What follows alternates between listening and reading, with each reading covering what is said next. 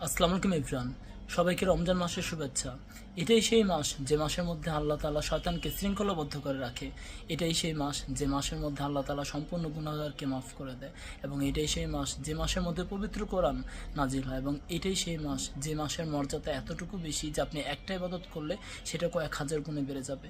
এবং এটাই সেই মাস যে আপনার যে কোনো কিছু পরিবর্তন করতে পারবেন, আপনার যে কোনো খারাপ কাজ, যে কোনো কাজগুলো আপনি পরিবর্তন করতে পারবেন। এটাই সেই মাস যে মাসের মধ্যে আপনি হলো মিথ্যা কথা ছেড়ে দিতে পারবেন। এটাই সেই মাস গীবত ছেড়ে দিতে পারবেন। এটাই সেই মাস যে কোনো খারাপ অভ্যাস আপনি ছেড়ে দিতে পারবেন। এবং এটাই সেই মাস যে সবার তকদিরে থাকে না। এবং এটাই সেই মাস যে মাসের জন্য মানুষ অনেক অপেক্ষা করে, ইবাদত করার জন্য মানুষ হলো মন থেকে আল্লাহকে ডাকার একটা সময় পায়।